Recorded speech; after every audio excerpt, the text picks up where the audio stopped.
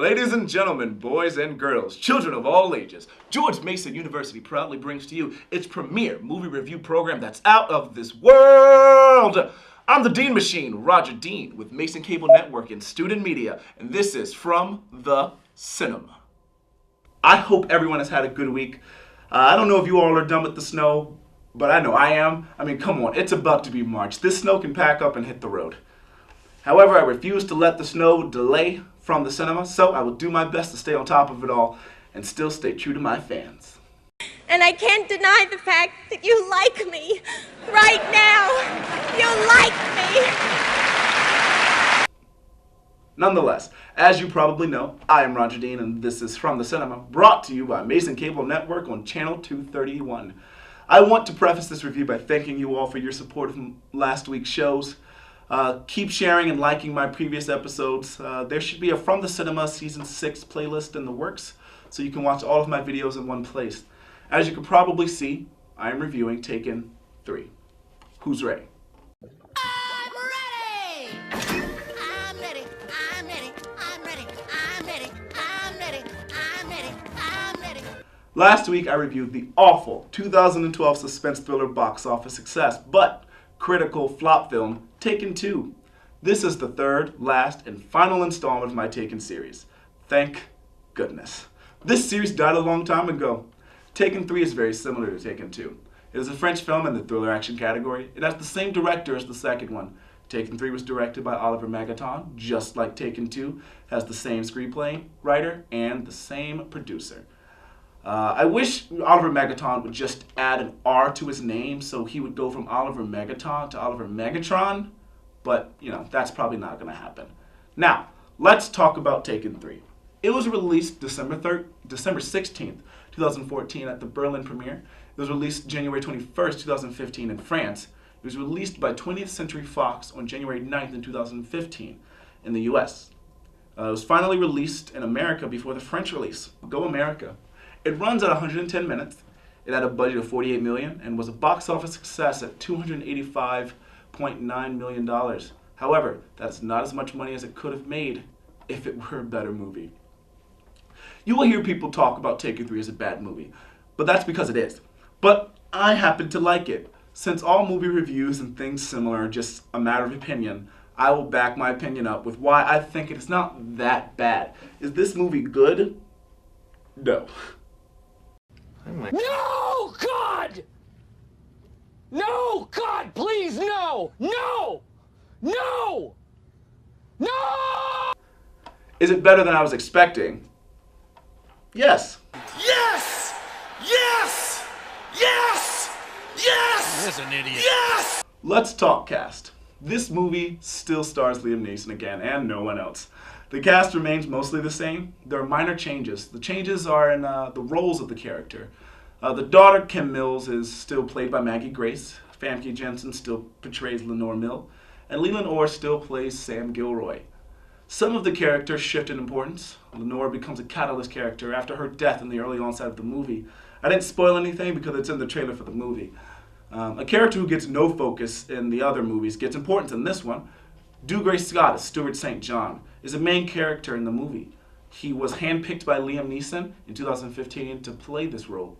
Another character that is new to this movie is Sam Spruill as Oleg Malenkov.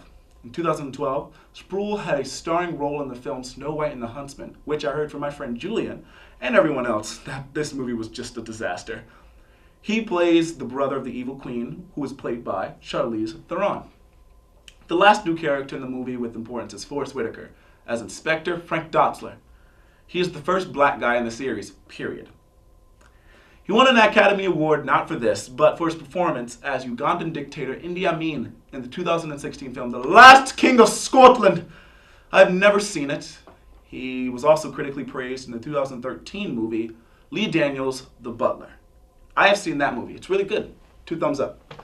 Nonetheless, the plot for this movie is a little far-fetched. I mean, listen to this breakdown. Ex-government operative Brian Mills is accused of a ruthless murder he never committed or witnessed. As he is tracked and pursued, Mills brings out his particular set of skills to find the true killer and clear his name. I mean, come on. The perfect way to clear your name is to run and evade the police and kill multiple people on the way. Totally. Also, the way the characters interact in this movie is oftentimes over the phone.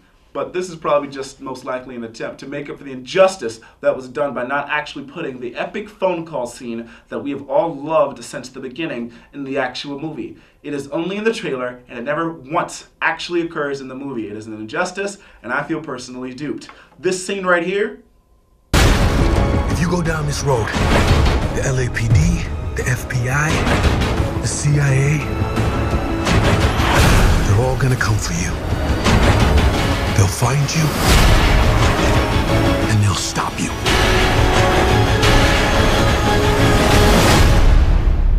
Good luck. Awesome, right? Yeah, that never happens in the movie. Anyways, one positive to this movie is the twist ending at the, end. It's just fascinating. It's one that I was shocked to see coming. I mean, I saw it coming, but I was still kind of shocked to see it. I thought the movie was going to be exactly like the other two were. After they fight the big boss, that was going to be the end of it.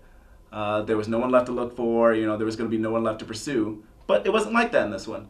Speaking of that, there's a portion of the movie where Liam talks about the end of the movie to the person. Get this. He has the conversation in person. That's crazy. You would think he would use the phone like he did in all the other movies. It is a little different. This movie was critically butchered. I mean, just read some of these reviews that I conveniently found on Wikipedia. Rotten Tomatoes.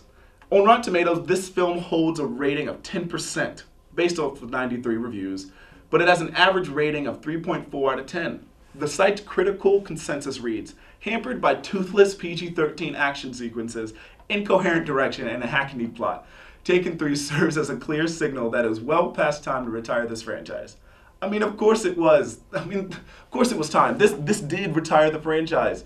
To be honest, the franchise should have just been a standalone movie with Taken, but that sadly never happened. Metacritic holds the film at a 26 out of 100 based on 30 critics, indicating generally unfavorable reviews.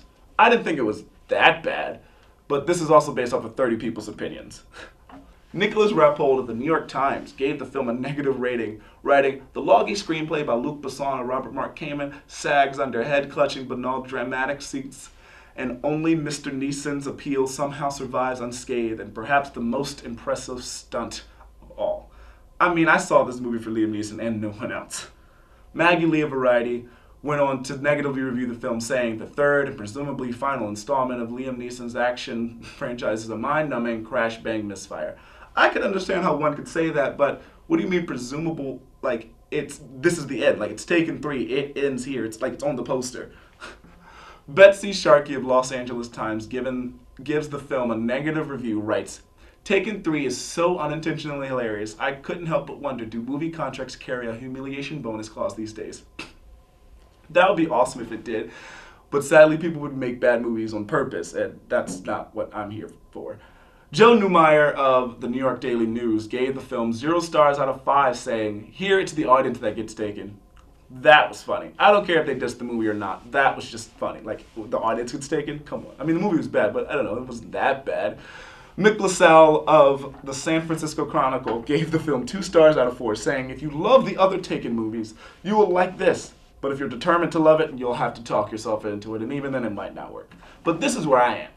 I love the movies except the second one. I was determined to like it. I really wanted to, and it worked for me.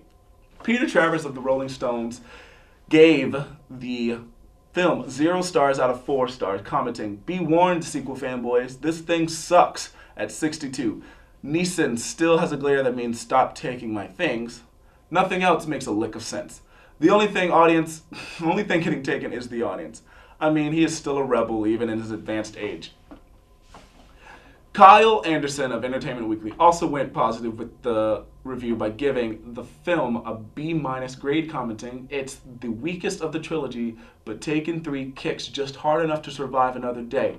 Now, I wouldn't really say B- is a positive grade, but I'm a perfectionist. I disagree that this is the weakest. That was Taken 2, because Taken 2 was just awful, and Taken 3 was Now, how does Liam Neeson feel about it? Liam Neeson said, "While Taken 3 has been billed as the final movie in the series, Liam Neeson says there's always a possibility that he may do a 4th film. Why? Why would you do that? Why? I don't understand, but whatever. Let's see what he has to say. There's always, I think, if audience go and see it and they like these characters, he said while speaking with Fox News, I mean, I'd love to do something with Forrest Whitaker again. And if it's in a Taken 4 scenario, great. I disagree. I don't think people will go see the movie because this was a huge letdown. It could have been great, but it wasn't. It is not phenomenal. It is better than the second, since Taken 2 was just awful. It has a plot that is lacking major development points. It has two super underdeveloped characters who are important to the plot. The villainous twist at the end was unusual to the series, but was semi-expected. The only positives to this movie are that Liam Neeson is being chased this time. We get to see what happens when he is running from someone. The daughter is important in this movie, as she always is, but at least no one really gets taken in this movie. Actually, sadly, his wife gets her life taken away from her, but that had to happen in order for the movie to happen. I say if you really, really want to finish off this series, watch this movie. If you don't mind ending a series on an awful note, then don't see this and just leave it at Taken 2. The movies are alright, but Taken 2 and Taken 3 should have never happened. They should have just left it alone at Taken. Sadly, I mean, it doesn't even make enough money for me to give it an extra oomph. The bottom line. 1. I won't tell you to see this movie. You can if you want, but you might be disappointed. 2. I hate when movies leave stuff out. 3. If it's in the trailer, it should be in the movie. 4. Taken was fantastic. 5. Taken 2 was just awful. And 6. Taken 3 was better than Taken 2, but still worse than Taken. 7. Taken is greater than Taken 2, but is less than Taken 3. I thank you all for sticking around to the end of the video. As stated before, I won't give it a rating here, but I will on my blog, which you can check out after the video at rogersrundown.blogspot.com. If you have any questions, comments, concerns, feedback, or emotional outbursts, feel free to reach out to me personally on my Twitter at DeanMachine2016, or my blog, which is again rogersrundown.blogspot.com. That is all. Thank you, and until next time, do good things and make good choices.